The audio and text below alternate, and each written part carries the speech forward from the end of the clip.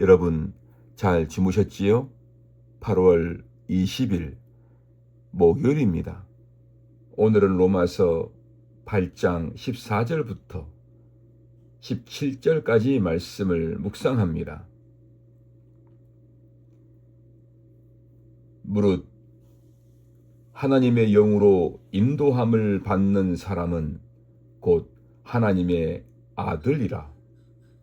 너희는 다시 무서워하는 종의 영을 받지 아니하고 양자의 영을 받았으므로 우리가 아빠, 아버지라고 부르짖느니라.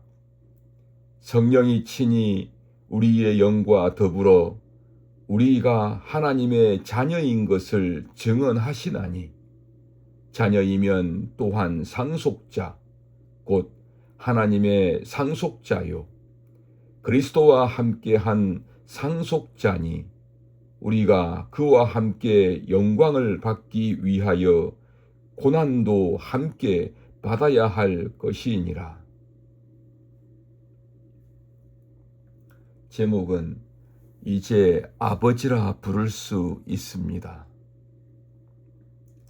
여러분, 어린아이가 사람들로 가득한 낯선 곳에 들어가면 처음에는 불안합니다. 그러나 그곳에 아버지가 함께 있다는 것을 알면 마음이 달라집니다.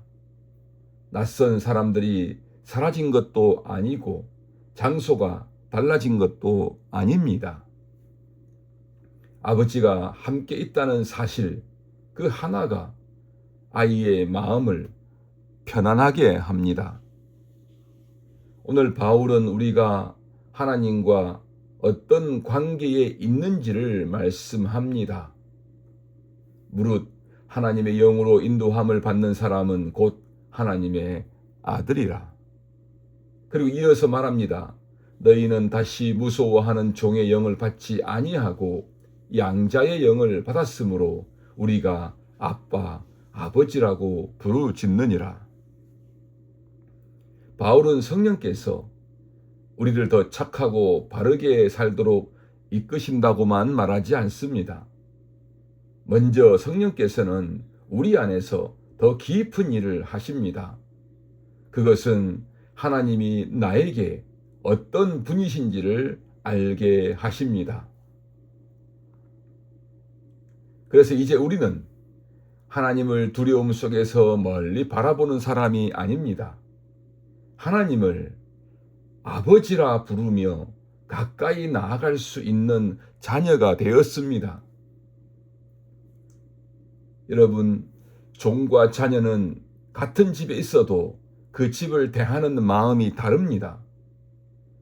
종에게 그 집은 맡겨진 일을 해야 하는 곳이지만 자녀에게 그 집은 언제든 돌아갈 수 있는 곳입니다. 그래서 바울이 말하는 아빠, 아버지라는 한마디가 참 따뜻하게 들립니다. 인생이 잘 풀릴 때만 하나님은 우리의 아버지가 아닙니다.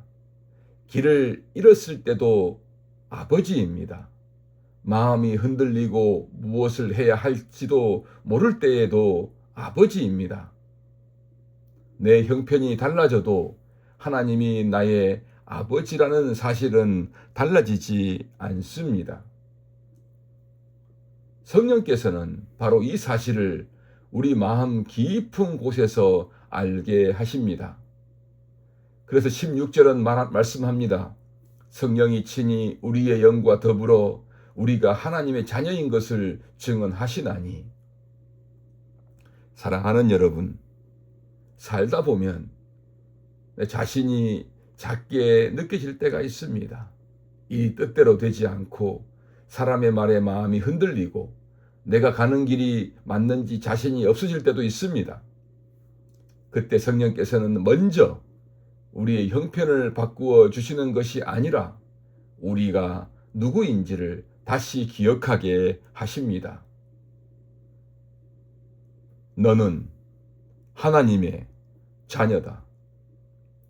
그리고 바울은 한 걸음 더 나아갑니다.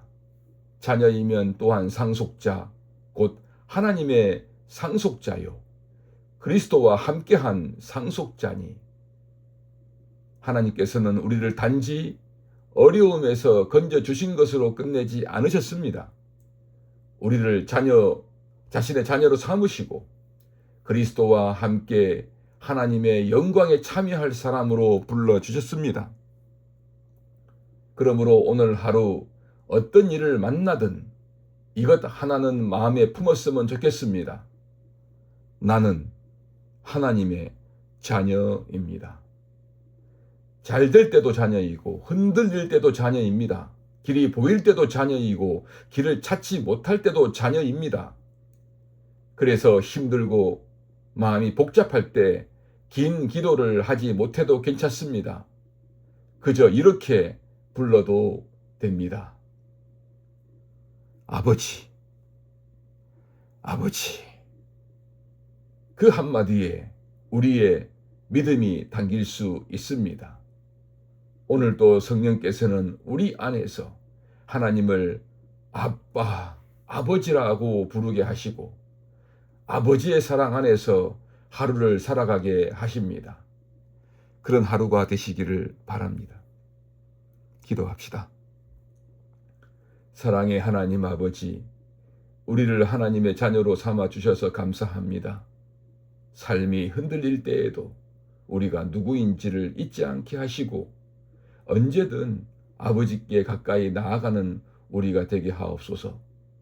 오늘도 성령께서 우리 마음에 너는 하나님의 자녀다라고 말씀하시는 그 사랑의 음성을 들으며 아버지를 믿고 의지하며 평안하게 하루를 살아가는 우리 모두가 되게 하옵소서. 우리 주 예수님의 이름으로 기도드립니다. 아멘.